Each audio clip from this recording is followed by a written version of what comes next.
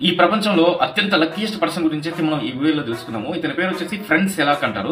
ఇతను 1962లో ఒక ట్రైన్ లో అయితే ప్రయాణిస్తా ఉన్నాడు. ఆ ట్రైన్ కొండ మీద నుంచి లోయలోకి అయితే పడిపోయింది. ఈ ప్రమాదంలో దాదాపు 17 మంది చనిపోయారు. ఇతను ఒక్కడు మాత్రమే బతికి బయటపడ్డాడు. 1963లో ఒక విమానంలో ప్రయాణిస్తున్నాడు అనమాట. విమానం కొంచెం టెక్నికల్ గా ప్రాబ్లం వచ్చేసి పైనుంచి కిందకి కూలిపోయింది. అయితే కూలిపోయిన సమయంలో 19 మంది చనిపోయారు. కాకపోతే ఇతను ఒక్కడు మాత్రమే బతికి బయటపడ్డాడు అనమాట. 1966లో ఒక బస్సులో ప్రయాణిస్తున్నాడు అనమాట. బస్సు బ్రిడ్జి మీద నుంచి నదిలోకి అయితే పడిపోయింది. అప్పుడు 5 మంది చనిపోయారు. కానీ ఇతను ఒక్కడు మాత్రం బతికేశాడు. 1970లో కారులో ప్రయాణిస్తా ఉన్నాడు అనమాట. కారులో ఇంజిన్ లో ప్రాబ్లం వచ్చేసి మంటలు వచ్చేసి కారు పేలిపోయింది. ఆ పేలిపోయేందుకు ముందు ఇతను దూకి రక్షించబడ్డాడు. 1973లో కూడా సేమ్ కారు ప్రమాదంలో నుంచి బయటపడ్డాడు అనమాట.